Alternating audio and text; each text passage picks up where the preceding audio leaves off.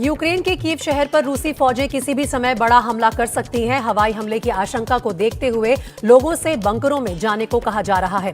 थोड़ी थोड़ी देर में खतरे का सायरन बज रहा है।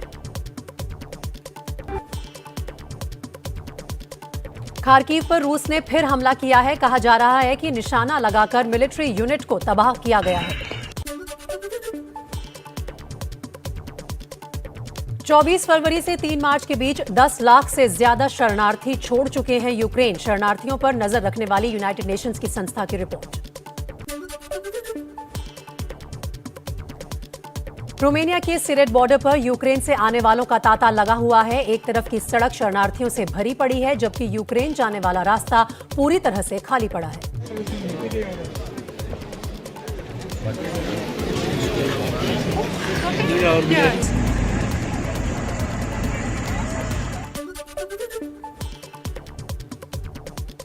चेर्नोबिल के बाद अब निशाने पर यूक्रेन का सबसे बड़ा परमाणु पावर प्लांट ज़ैपोरिज़िया प्लांट पर रूस का कब्जा।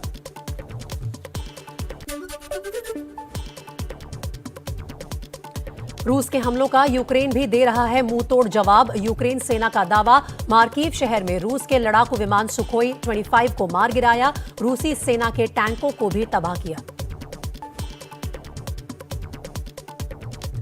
यूक्रेनियन सूत्रों के हवाले से खबर, कुबाल्किनो एयरबेस अब फिर से यूक्रेन की सेना के नियंत्रण में आ गया है। युद्ध के बीच यूक्रेन की सेना ने जारी की एंटी टैंक मिसाइल की तस्वीरें।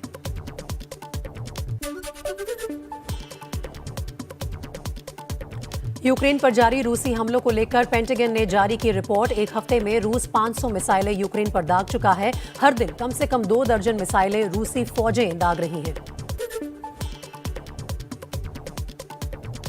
यूक्रेन के न्यूक्लियर प्लांट पर रूसी हमले को लेकर यूएनएससी की आपातकालीन बैठक। America, Britain, Albania, France, Ireland, Norway ने बुलाई मीटिंग। रूस और यूक्रेन में और बढ़ सकता है तनाव। नेटो ने अपने सैनिकों को अलर्ट पर रखा। जॉर्जिया की राजधानी तिब्लिसी में यूक्रेन के समर्थन में निकली रैली। हजारों लोग यूक्रेन के राष्ट्रपति का भाषण सुनने के लिए जुटे।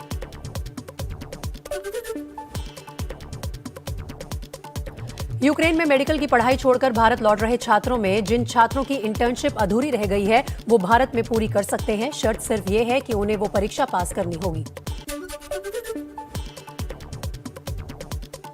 रोमानिया के रास्ते यूक्रेन से भारतीयों को लेकर दिल्ली पहुंची स्पेशल फ्लाइट। केंद्रीय राज्य मंत्री सुभाष सरकार छात्रों से मिले।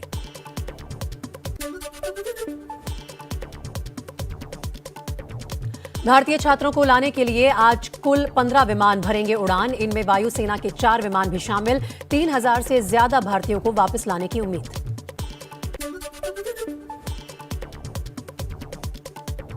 यूक्रेन में फंसे छात्रों पर भारत के विदेश मंत्रालय का बयान, बिना सीज फायर के सभी छात्रों को निकालना मुश्किल। रूस का दावा, यूक्रेन की फायरिंग में घायल हुए 5 भारतीय छात्र। It is a conflict zone. You can't send in people. We are Ukraine में ऑपरेशन गंगा फिर हुआ तेज। पेशोचिन में फंसे छात्रों को रोमानिया बॉर्डर की तरफ लाया गया। यहां से भारत वापस लाया जा रहा है।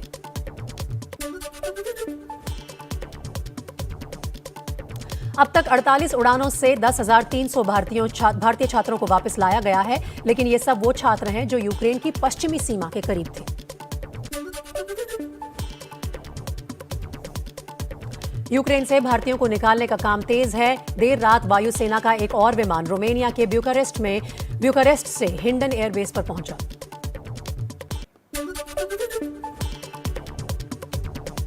उत्तर प्रदेश में 7वें चरण के चुनाव के लिए आज थमेगा प्रचार। 3 सीटों पर शाम 4 बजे तो बाकी की 51 सीटों पर शाम 6 बजे थम जाएगा प्रचार। यूपी चुनाव के 7वें चरण में 9 जिलों की 54 विधानसभा सीटों पर सोमवार को होगा मतदान। 10 मार्च को आएंगे नतीजे। पीएम मोदी के वाराणसी दौरे का आज दूसरा दिन। खजुरी गांव में करेंगे जनसभा।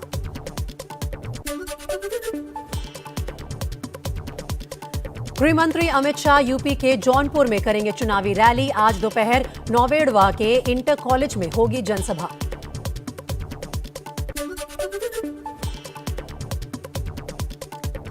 सीएम योगी आदित्यनाथ आज सोनभद्र, भदोही और आजमगढ़ में भरेंगे हुंकार। 5 जनसभाओं को करेंगे संबोधित। दोपहर 3 बजे के बाद लखनऊ में करेंगे प्रेस कॉन्फ्रेंस।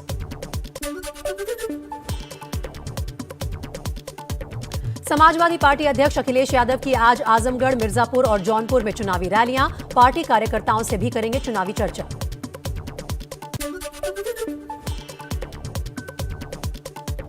मणिपुर विधानसभा चुनाव के दूसरे चरण के तहत आज मतदान। कड़ी सुरक्षा के बीच 6 जिलों की 22 सीटों के लिए वोटिंग।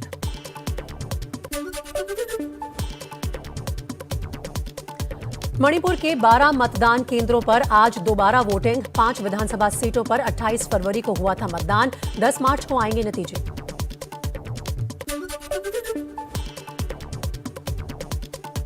चुनाव प्रचार के आखिरी दिन अखिलेश यादव ने वाराणसी में कल भैरव मंदिर में दर्शन किए।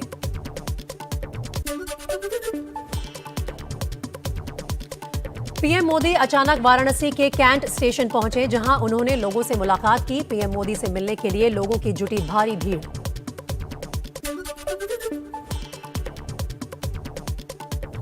2014, 2017 और 2019 के बाद मोदी का वाराणसी में चौथा मेगा शो। वाराणसी में 7 मार्च को आखिरी चरण का चुनाव है। 10 मार्च को नतीजे।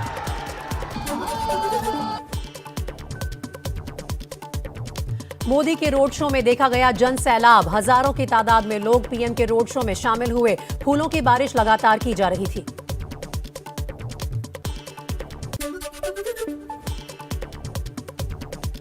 पीएम मोदी के मेगा शो में उमड़े जन सैलाब का मोदी ने हाथ हिलाकर किया अभिवादन। काशी की जनता को दिया धन्यवाद।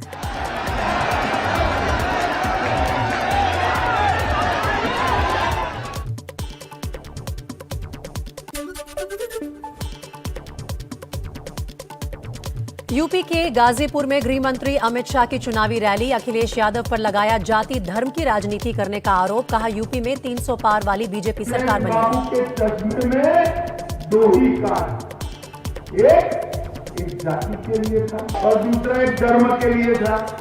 इसमें भी आप और मैं नहीं आते हैं।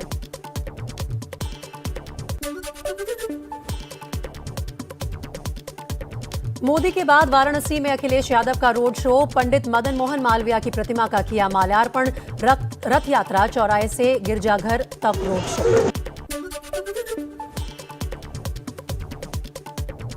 7वें चरण के चुनाव से पहले काशी में दिग्गजों का जमावड़ा। कांग्रेस नेता राहुल और प्रियंका गांधी का वाराणसी दौरा। काशी विश्वनाथ मंदिर में राहुल और प्रियंका ने पूजा अर्चना की।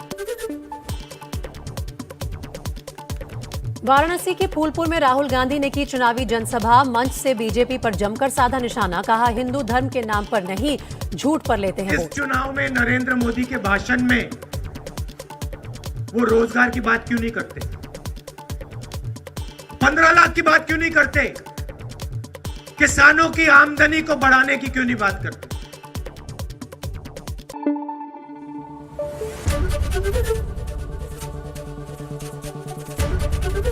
एबीपी न्यूज आपको रखे आगे।